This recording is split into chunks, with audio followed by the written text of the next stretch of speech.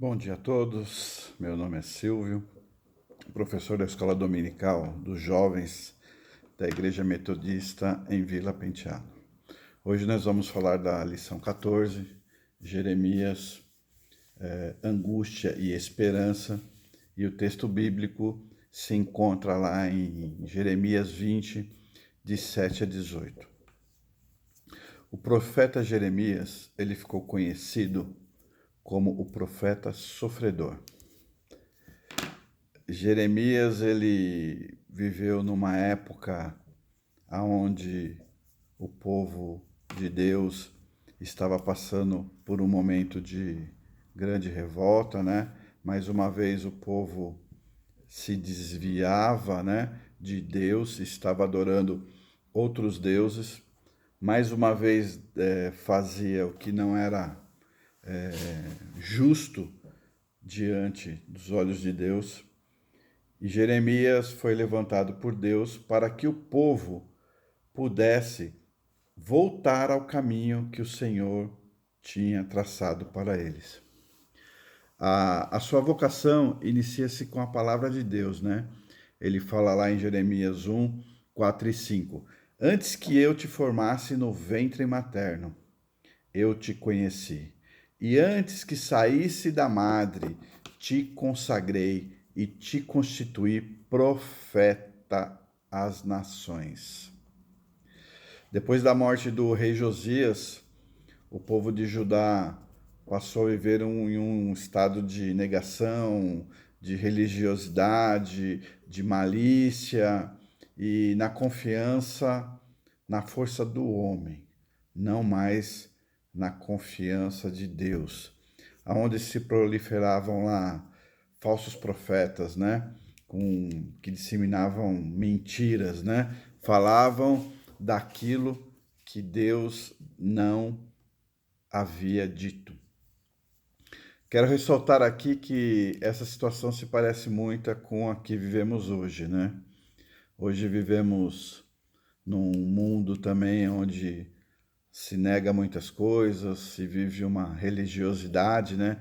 A religiosidade é aquela que eu vou no domingo na igreja, assisto o culto, vou na escola dominical, faço minhas atividades que eu tenho na igreja, né? De uma forma bem pontual, né? E só.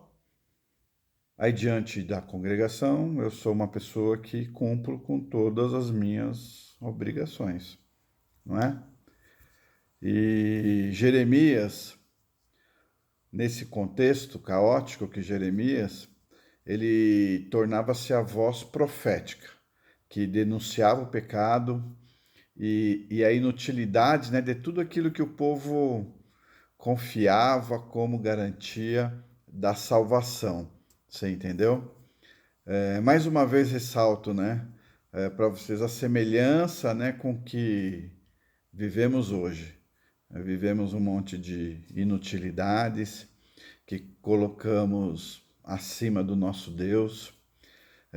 Eu estou dizendo aqui das prioridades em nossas vidas, né? Que não tem nada mais a ver com o reino de Deus. O que nós procuramos, o que nós buscamos, né? Nós vamos lá com a ideia de ser um bom profissional, de ter uma boa faculdade. Lógico que a concorrência que nós temos hoje no mercado é muito maior do que se tinha na minha época, então você realmente tem que estar preparado. Porém, eu digo aí para vocês que a intenção, os olhos, não tem que estar voltado para essas coisas. Os olhos têm que estar olhando para Deus. Jeremias, ele foi ameaçado de morte, lá no capítulo 26, 8, vocês podem checar lá. Ele é lançado numa cisterna de lama, né? Lá a cisterna, como vocês sabem, era feita a pedra, as pedras eram cortadas e se armazenava água, e aquela cisterna só tinha lama. Ele foi jogado lá, né? O rei queria matá-lo porque Jeremias era contra. Jeremias apontava, né? Na cara do rei, na cara do povo, tudo aquilo que eles estavam fazendo de errado. Jeremias, ele teve mais ou menos 23 anos de ministério, né? E na maioria aí ele não obteve nenhum resultado positivo. Podemos checar lá em Jeremias 25, 3, né? Vejam que apesar de tudo isso, Jeremias se manteve na posição de profeta.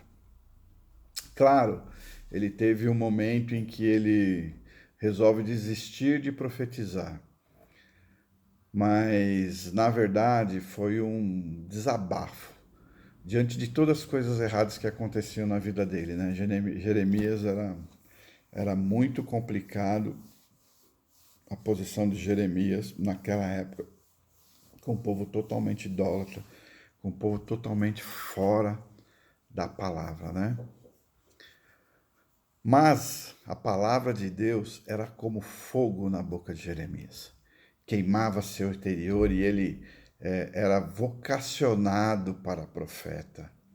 Ele tinha um chamado verdadeiro de Deus na sua vida. E não tinha como negar isso, pois ele sentia Deus no seu interior.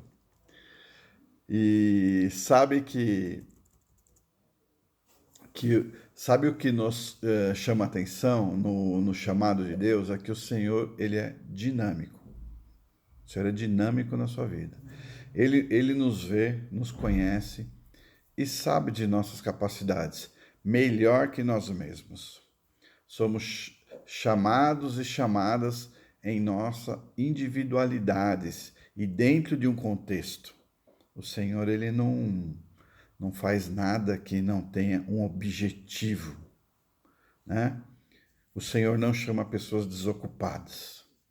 Ele chama pessoas dinâmicas, inseridas no cotidiano da vida. São pessoas que não param, têm os seus afazeres, têm o seu serviço, têm a sua faculdade, têm a sua casa, têm os seus filhos, tem uma série de coisas.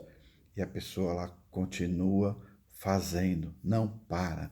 O Senhor, ele nos convoca para uma missão. Eu sei que sempre nos sentimos, às vezes, incapazes para tão grande missão. Por isso, a gente deve depender do poder de Deus nas nossas vidas. Porque na maioria das vezes você fala, não sou capaz para tudo isso, né? A gente começa a olhar para o chamado, para o que Deus tem colocado nas nossas mãos, e a gente começa a desacreditar. A gente olha para a gente e vê tanta pequenez, né? Nós somos inseguros, né? E você acaba não assumindo aquilo que Deus realmente preparou para você, né? O Senhor, ele não dá motivo para fazer a sua missão. Você entendeu?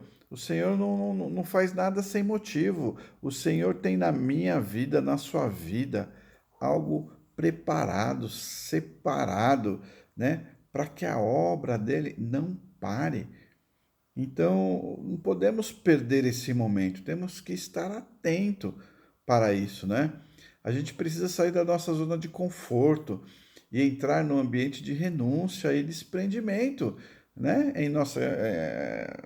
Em nome da missão, entendeu? Você tem uma missão que Deus colocou nas suas mãos, todos nós temos, né?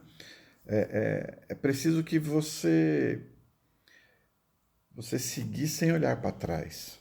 Segue, só segue o que o Senhor vai fazer. Um dos detalhes extraordinários que vai contra toda a lógica do mundo é que Deus chama pessoas pequenas e improváveis. Vou dar exemplos da Bíblia para vocês. Moisés era um homem que não tinha grande desenvoltura no falar, né? Uns dizem até que ele tinha uma gagueira, né? Então ele não. Como é que ele ia lá, né, diante do faraó, certo? Mas mesmo assim, o Senhor chamou a Moisés. Gideão era inseguro, totalmente seguro, e Deus usou Gideão. Davi era um pastor de ovelhas, desculpem, era um pastor de ovelhas. Amós era um agricultor. Pedro, André eram pescadores. tem Levi também, cobrador de imposto, e muitos outros que nós fomos ver aí na Bíblia, né? Nós vamos ver que o Senhor chama aquele que é até desprovido, né? De uma cultura muito maior. Ele chama lá os pequeninos e capacita, né? E Jeremias, tem uma grande passagem de Jeremias, que é quando ele tem a visão de Deus, né? Que é o oleiro e o homem é o barro, né? Ele tem aquela visão que Deus está moldando o vaso e o vaso, de repente, ele se desfaz, porque a parede estava fina e coisas mais, e Deus fala para ele que ele é o oleiro, que ele refaz, né? Do barro, o que estava construído, ele destrói e refaz de novo. Então isso ali representa a nossa vida. Por mais que você não acredite, o Senhor tem para nós uma grande obra e Ele vai nos moldar, não é? A você basta apenas se dispor, como Jeremias se dispôs, né?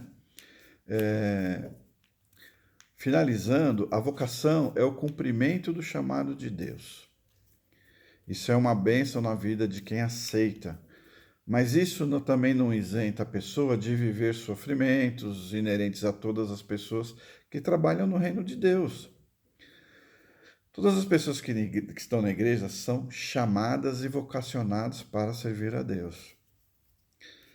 A gente não deve apenas ir na igreja para cumprir tabela ou agradarmos nossos pais, familiares, pois se você está fazendo isso, saiba que isso se chama religiosidade, que é o que tinha na época lá, que falamos lá no comecinho. Isso não agrada a Deus.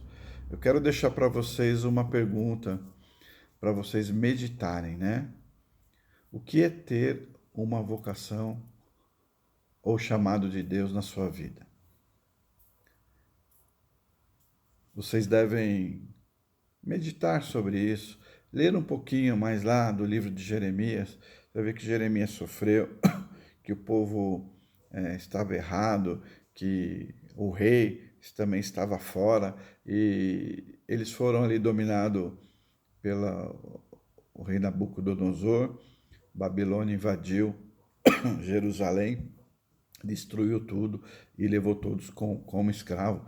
Jeremias foi o único que não foi levado como escravos, para vocês terem uma ideia, que o próprio rei Nabucodonosor respeitava muito Jeremias e não levou no cativeiro.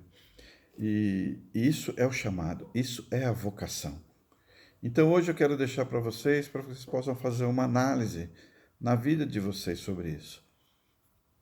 Talvez você fale, não estou preparado ainda. E eu creio que você pode ainda não estar preparado. Mas creia assim que Deus está trabalhando a sua vida para que você venha a assumir. Para que você venha assumir a sua missão. Para que você venha assumir o seu chamado. Para que você se torne, lá na frente, um homem usado por Deus. Um homem que está levando a obra de Deus, porque o Senhor assim colocou para nós isso, né? Pregai o evangelho por toda parte, por todo o mundo. E assim somos nós, porque existe uma guerra espiritual e a palavra do Senhor tem que ser dita. Aqueles que não conhecem ao Senhor, aqueles que não se converteram ao Senhor, estão aí, sedentos, esperando para que Deus entre na vida deles e o coração seja transformado. E que o nosso coração seja aquecido, né? Que o nosso coração entre em chamas, né? Quando a obra do Senhor for mostrada a você. Eu tenho o meu chamado, tenho a minha vocação e faço com prazer e gosto. E quando o Senhor coloca na minha frente alguma coisa, eu me encho de força, né? Para ir lá e fazer, porque é a vocação do Senhor na nossa vida. E quando isso acontece, é prazeroso. Eu tenho prazer em fazer as coisas para o Senhor. Quero agradecer aos jovens, agradecer a você que está assistindo aí e que essa palavra possa ter acrescentado na sua vida e que a sua vida possa ser transformada, que a sua vida possa ser inundada por esse amor, por esse carinho, por esse fogo que eu sei que vai entrar no seu coração, vai transformar. E, irmão, vai lá, faz a sua obra. Faz o que Deus colocou para você, porque Deus vai te fortalecer, mesmo diante de críticas, mesmo diante de alguns problemas tão difíceis, mas Deus vai te dar força, com certeza. Deus abençoe, que Deus guarde vocês essa semana. Amém.